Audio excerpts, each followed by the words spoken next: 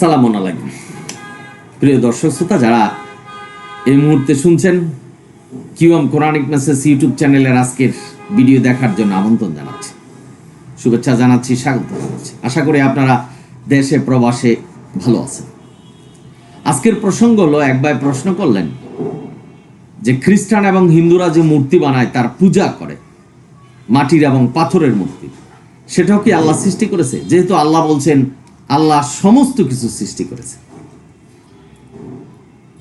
ধন্যবাদ আপনাকে প্রশ্ন করার জন্য। হ্যাঁ ভাই, পৃথিবীতে যা কিছু দেখবেন, যা কিছু মানুষ সৃষ্টি করছে, যা কিছু মানুষ বানাচ্ছে, সব কিছু আল্লাহ সৃষ্টি করেছে। এটার কোরআনিক প্রমাণ হলো সূরা সাফাত 95 এবং 96 নম্বর আয়াত। আল্লাহ তাদেরকে জিজ্ঞেস করেছে, তোমরা যে এই পাথরের মূর্তি পূজা করো, কেন করো? এই মাটি দিয়ে মূর্তি বানাচ্ছ, পাথর দিয়ে মূর্তি বানাচ্ছ, এই মূর্তি তো আমি সৃষ্টি করেছি। তোমরা এই পাথর এবং মাটির মূর্তি যে বানিয়ে তার পূজা করছো, সেই পাথরের এবং মাটির মূর্তির সৃষ্টিকারক আমি। সুতরাং তোমরা আমার ইবাদত করো, লা শরীকা লাহ, আল্লাহ এক। এই পৃথিবী আল্লাহ সৃষ্টি করেছেন, যা কিছু আমরা দেখছি,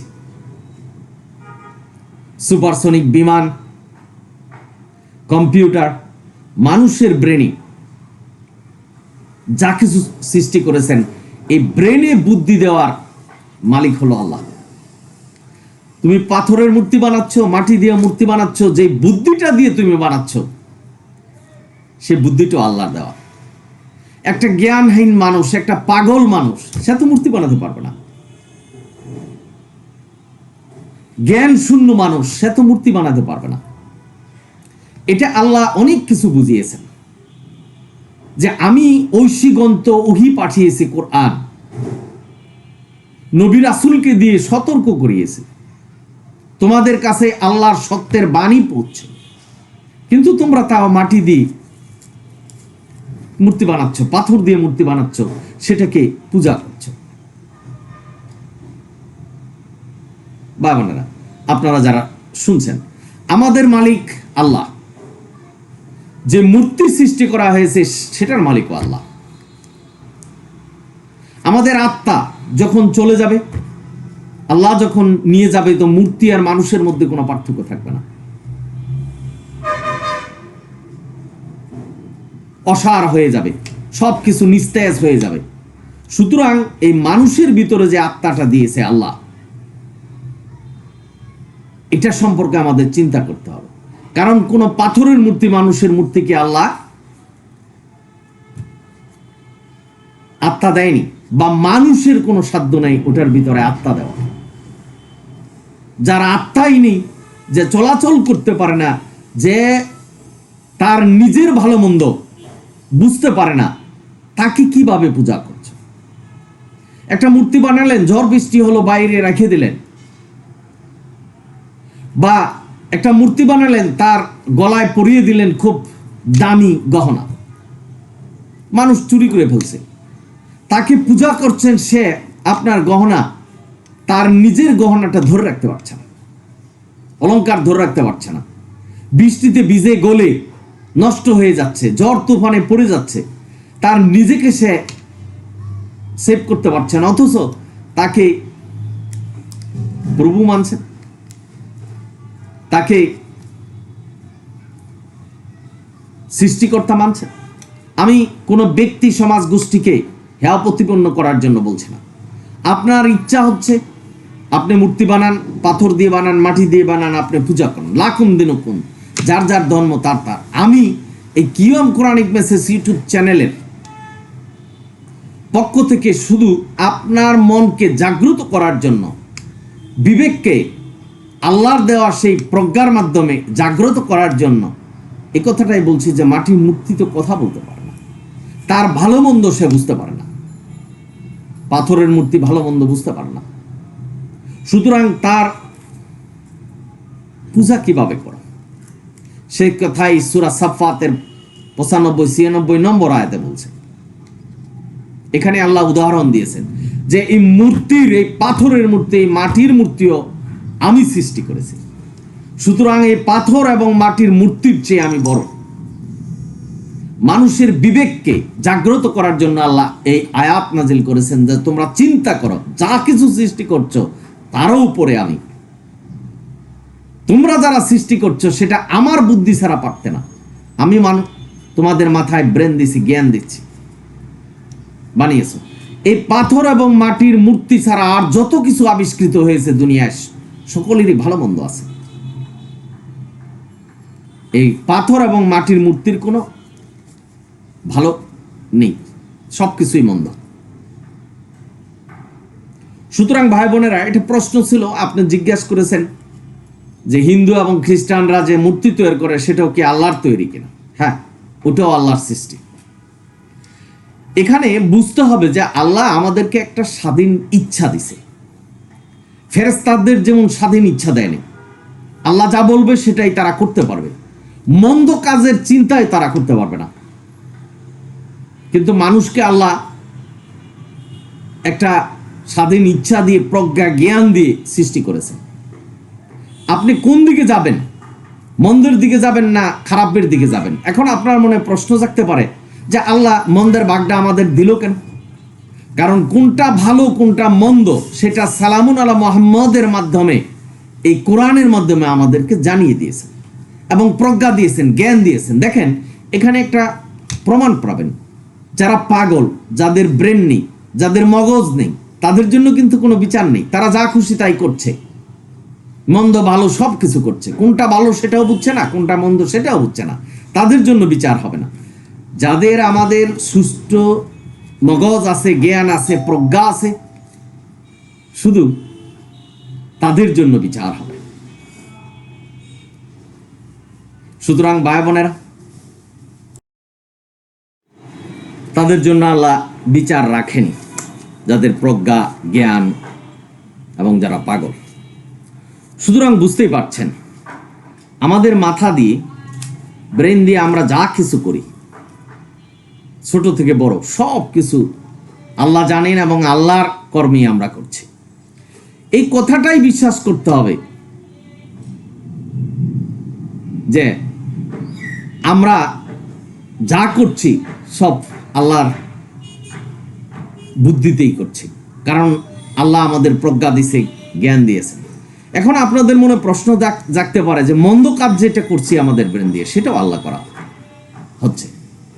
এখন আপনার মনে আরো প্রশ্ন জাগবে, তাহলে মন্দ কাজ আল্লাহই আমাদের করাচ্ছেন, তাহলে আমাদের গুনাহ হবে কেন? গুনাহ হবে এই কারণে যেহেতু আমাদের প্রজ্ঞা দিচ্ছে। আমি একটা প্রমাণ আপনাকে দিই। আপনি জীবনে মনে করেন জেনা করতে যাচ্ছেন, ডাকাতি করতে যাচ্ছেন, খুন করতে যাচ্ছেন, আপনার মনে দ্বিধা আসবে যে আমি পাপ করতে যাচ্ছি। সেটা যে ধর্মের মানুষই হোক, আপনি একটু ট্রাই করে দেখবেন। আল্লাহ আপনার মনে নাড়া দিবে, ওহী পাঠাবে যে যেটা করছো সেটা মন্দ, কিন্তু আল্লাহ ধরে রাখবেন, আপনাকে জানানো হচ্ছে, আপনার জ্ঞানে প্রজ্ঞায় আপনি বুঝতে পারবেন যে এই কাজটা মন্দ। যারা খুন করছে, যারা জেনা করছে, যারা চুরি করছে, যারা 2 নম্বরই করছে, ব্যবসা 2 নম্বরই করছে, সুদ ঘুষ খাচ্ছে, সকলেই জানে যে এটা গুনার কাজ, এটা পাপ, কিন্তু করছে। সুতরাং দোষটা যার যার উপরে চলে আসছে। আল্লাহ কিন্তু আমাদের জানিয়ে দিয়েছেন, তার মধ্যে কিতাব দিছে, তারপরে নবী রাসূল দিছে, সতর্ক করা হচ্ছে, মানছেন না, যার জন্যই গুনাহটা আমাদের কাছে আসছে। আপনি একটা মন্দ কাজ করবেন, আপনি মন্দ কাজের প্ল্যান করবেন, সেটা আল্লাহর ব্রেন থেকেই, আল্লাহ যে মগজ আপনাকে দিয়েছে, যে প্রজ্ঞা দিয়েছে, সেটা থেকেই করছেন।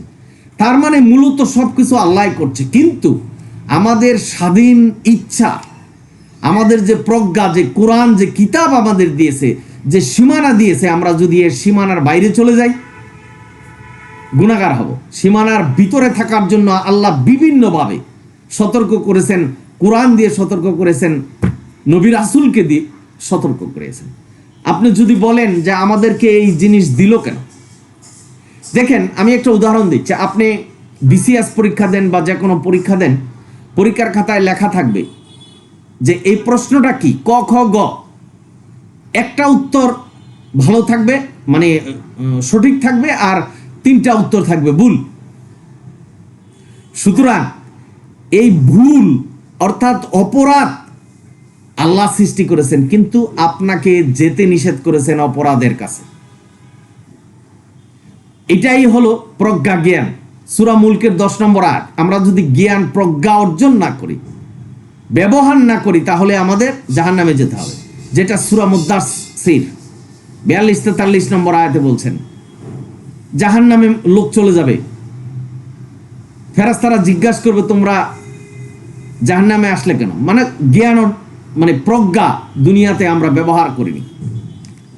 সুতরাং আল্লাহ ভালো মন্দ সবকিছু রেখেছে, আমাদের একটা স্বাধীন ইচ্ছা দিয়েছে, আমরা কোনটা বাছাই করব সেটা আমাদের বাছাই করতে হবে।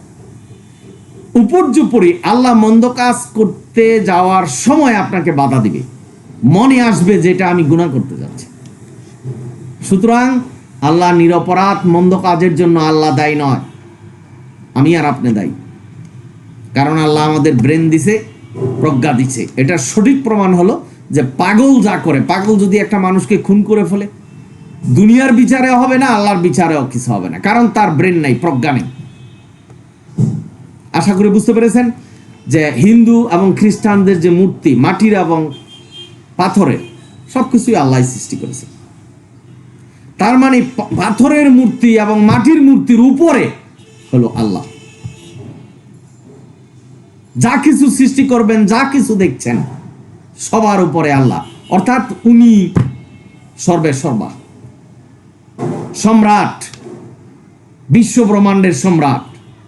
উনার হুকুম চলবে, উনি হুকুম দিবেন, উনি সৃষ্টি করবেন, যেভাবে হুকুম দিবেন সেভাবেই আমাদের পালন করতে হবে। কারণ আল্লাহর নির্দেশনা হলো কোরআন। কোরআন ছেড়ে অন্যত্র যাওয়ার কোনো রাস্তা আমাদের নেই।